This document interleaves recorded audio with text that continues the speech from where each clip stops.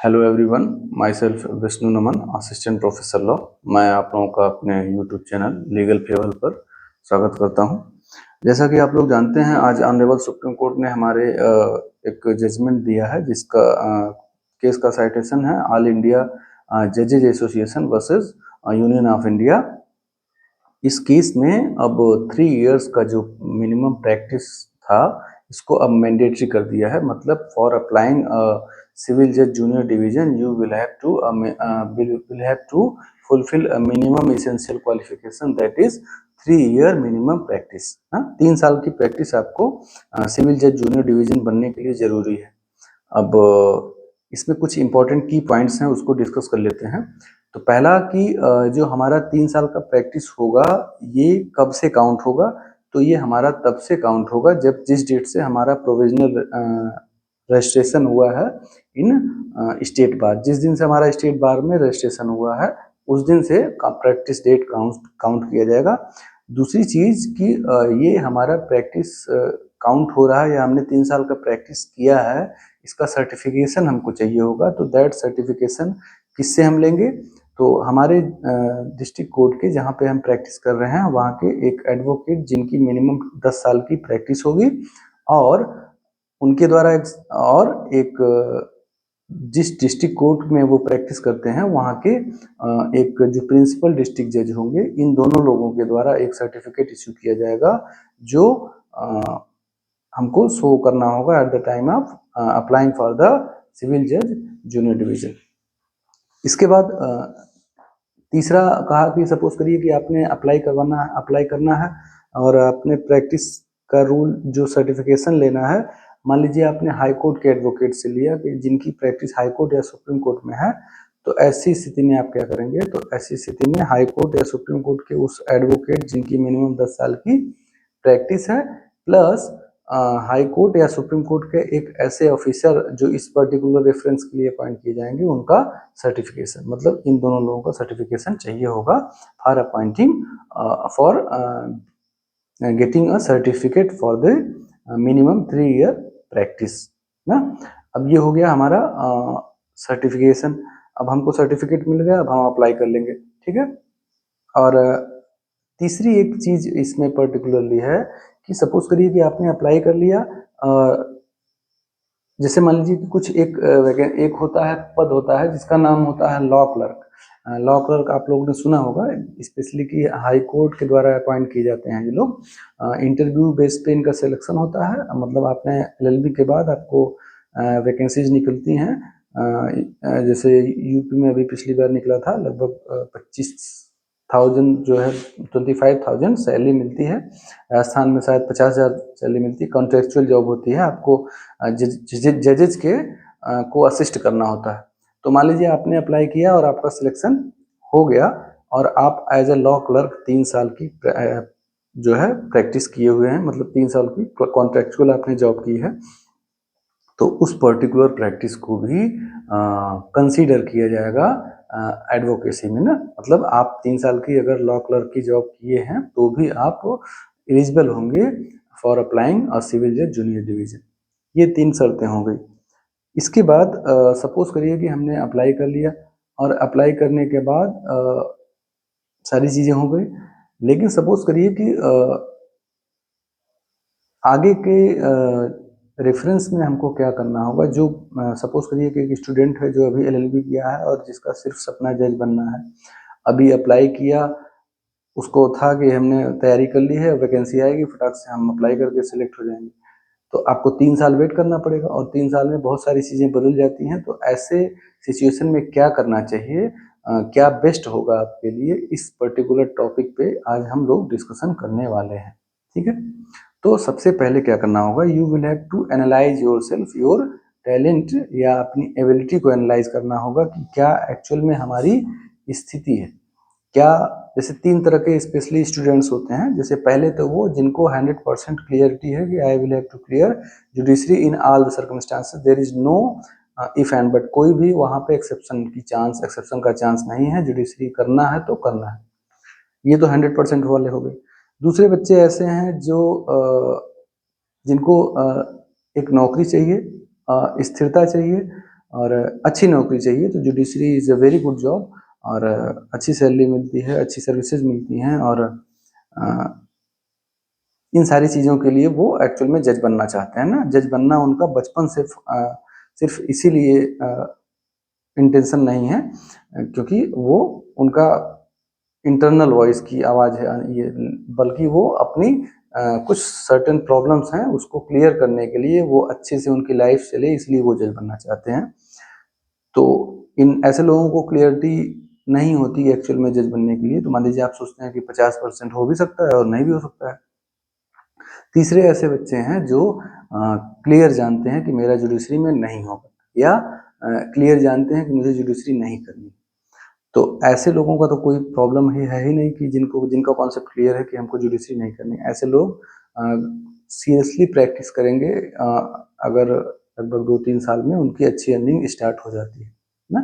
सवाल आता है दूसरे क्लास के बच्चे और पहले क्लास के बच्चे, जो अभी हमने कैटेगराइजेशन बताया है। तो जो पहले क्लास के बच्चे हैं जिनको एकदम श्योर है कि हमको जज ही बनना है और कोई ऑप्शन नहीं है, तो आप लोगों को क्या करना चाहिए, आप लोग अपनी प्रैक्टिस 3 साल मान लीजिए आपने रजिस्ट्रेशन करवा लिया, क्या आपको एक्चुअल कोर्ट में प्रैक्टिस करना चाहिए? तो इसके आंसर में हम कहेंगे कि अगर आप एक्चुअल में प्रैक्टिस करेंगे तो आपका सिलेक्शन होना थोड़ा डिफिकल्ट होगा, कंपटीशन बहुत है। इसलिए आप क्या कर सकते हैं, आपने मान लीजिए रजिस्ट्रेशन करवा लिया, आपने किसी परिचित एडवोकेट जिनके यहाँ आपका वकालतनामा लगता जा रहा है केसेज में, आपका ये भी हो रहा है कि आप प्रैक्टिस कर रहे हैं, और बट एक्चुअली आप प्रैक्टिस ना करके आप क्या कर सकते हैं, आप तैयारी कर सकते हैं, चाहे आप सेल्फ स्टडी कर सकते हैं, चाहे कोचिंग्स कर सकते हैं, जो भी। हाँ, और 3 साल में आप थॉरोली अपने सब्जेक्ट को तैयार कीजिए, और इस दौरान आपका अगर एपीओ का एग्जाम्स आता है तो उसमें तो प्रैक्टिस नहीं है, तो आप वहाँ पे वो एग्ज़ाम भी दे सकते हैं। बैंकिंग्स के एग्ज़ाम्स होते हैं जो लॉ फील्ड में होते हैं, लॉ डोमेन में, तो वो सारे एग्ज़ाम देते हुए आप जुडिशरी की तैयारी थॉरोली 3 साल तक करते रहिए, और जैसे वैकेंसी आएगी आपका कहीं ना कहीं सिलेक्शन हो जाएगा। But if you will continuously work hard for 3 years ना, 3 साल में आपको ये नहीं सोचना है कि हमको अभी रुकना है ना। और ये प्रॉब्लम, ये रास्ता बहुत डिफिकल्ट है क्योंकि 3 साल में बहुत सारी सिचुएशंस बदल जाती हैं। 3 साल में बहुत सारी चीज़ें चेंज हो जाती हैं। मान लीजिए जुडिशरी में हमारे वैकेंसीज भी इतनी रेगुलर नहीं है, तो ये सारी चीज़ों को प्रॉब्लम देखते हुए अब हम लोग आते हैं दूसरे क्लास के बच्चे जो अपनी लाइफ को सेटल करने के लिए जज बनना चाहते हैं, या एक अच्छी नौकरी हो जाए इसलिए जज बनना चाहते हैं, करियर अच्छा मिल जाए इसलिए जज बनना चाहते हैं। और 100% ऐसा नहीं है कि अगर उनको ऑप्शन मिल जाएगा उतनी अच्छी, उनको कहीं सैलरी और मिल जाएगी तो वो भी जॉब करने में सेटिस्फाई होंगे, कोई प्रॉब्लम नहीं।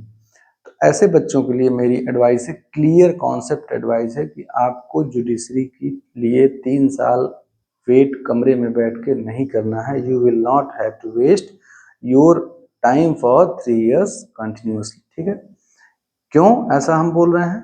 क्योंकि ये जो टाइम आपका है, जिस टाइम आपको एक्चुअल में प्रैक्टिस करनी है, वही टाइम आपका है जुडिशरी भी उसी टाइम में आपको करना है।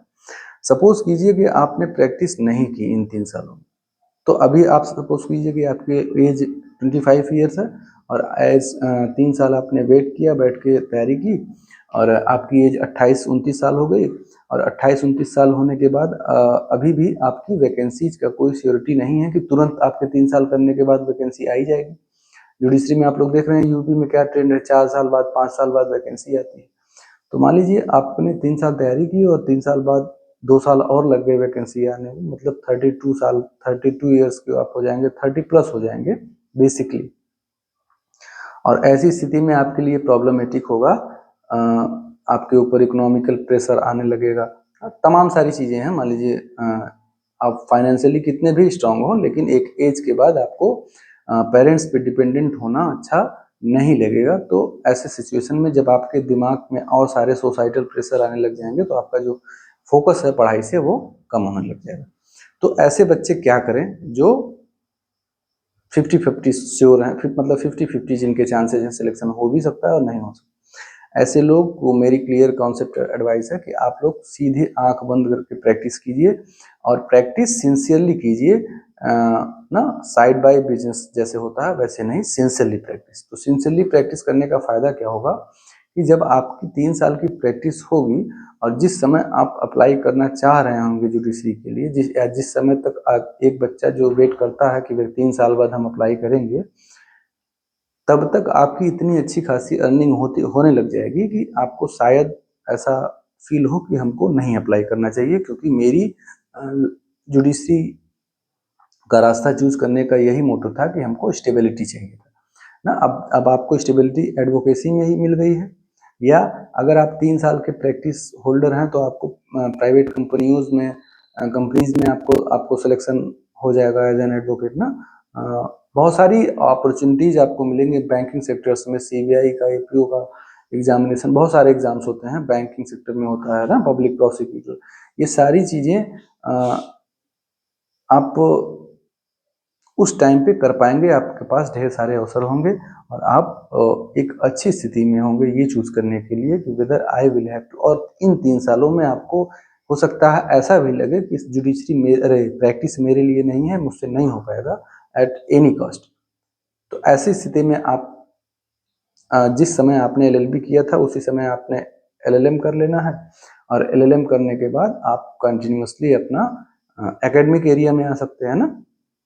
तो आपको एक करियर स्कोप बैकअप लेके चलना है, जिससे आपका ये एज बीतने के बाद ऐसा ना फील हो कि मेरा लाइफ का इतना इम्पोर्टेंट टाइम बीत गया। मान लीजिए आपने 30 साल तक सिर्फ तैयारी की और आपका सिलेक्शन नहीं हुआ, अनफॉर्चुनेटली वैकेंसी ही नहीं आई या सिलेक्शन नहीं हुआ, तो फिर आप क्या करेंगे ना, बहुत बड़ा सवाल है। तो फिर आप क्या करेंगे? तो आप प्रैक्टिस भी नहीं कर सकते, क्योंकि अब 30 साल के आप हो गए हैं और आपके ऊपर तमाम सारी जिम्मेदारियां हैं। आपकी हो सकता है शादी हो जाए और फाइनेंशियल क्राइसिस से भी आपको स्ट्रगल करना पड़ जाएगा। तो इन सारी चीज़ों को जिस समय आपने एलएलबी करके जब आप तुरंत फ्री हुए थे, 25 साल आपकी एज थी, उस समय आपके ऊपर कोई प्रेशर नहीं था, आप प्रैक्टिस कर सकते थे ना, डेफिनेटली। बट अभी क्या स्टेटस है, अभी आपके ऊपर ढेर सारे प्रेशर आ जाएंगे, you cannot go in practice, क्योंकि अब आप प्रैक्टिस में स्टेटस ये है कि आपको सीनियर लॉयर्स आपको इन पर्सन वेरी करता है, बट बस बेसिकली मान लीजिए कि बहुत ही स्थिति खराब है, स्टार्टिंग डेज में आपको स्ट्रगल करना पड़ेगा। बाद में जैसे जैसे 1 साल 2 साल हो जाता है तो स्थिति बदलती जाती है और पैसा बहुत अच्छा आता है, but in starting days you will have to struggle. तो अब सपोज कीजिए कि आपकी 23 साल एज हो गई है, तो you cannot go in, you would not like to actually go in for struggling, उस तरह का स्ट्रगल आपको एक्चुअल में पसंद नहीं है। तो ये मेरे हिसाब से आपके लिए बेस्ट एडवाइस होगा कि आप लोग अपनी प्रैक्टिस स्टार्ट कर दीजिए, सिंसियरली कर दीजिए, और 3 साल बाद आपको क्लियरिटी हो जाएगी कि क्या हमको जुडिशरी करना चाहिए या नहीं करना चाहिए, या फिर आप इतनी अच्छी इनकम करने लग जाएंगे कि आपको उस चीज़ की रिक्वायरमेंट फील नहीं होगी कि हमको जुडिशरी करने की कोई ज़रूरत है। ठीक है। अब और तीसरा रास्ता ये, जुडिशरी के अलावा आप एलएलएम और नेट और पीएचडी कर सकते हैं, जो आपको एकेडमिक एरिया में ले जाएगा। एकेडमिक एरिया में बेसिकली मैं बता सकता हूँ कि अगर आपने एलएलबी, एलएलएम, नेट और पीएचडी किया है और आपकी टीचिंग स्किल्स अच्छी हैं, तो भी आप 50,000 मिनिमम से लेके 1 लाख रुपए तक की अर्निंग मंथली की कर सकते हैं। बट वो आपके टीचिंग स्किल्स पे डिपेंड करेगा कि आपको 50,000 सैलरी मिलेगी या 1 लाख रुपए मिलेगी। ठीक, ये सारी चीज़ें हैं। और आज के लिए इतना ही। मुझे उम्मीद है कि मेरा ये करियर काउंसलिंग का वीडियो जो हमने आपके लिए गाइडेंस वीडियो बनाया, ये आपको समझ में आया होगा, और यही मेरा मोटो था। अगर आपके लिए हेल्पफुल होगा तो that will be enough for me. Thank you very much. Please like and subscribe my channel. Thank you very much.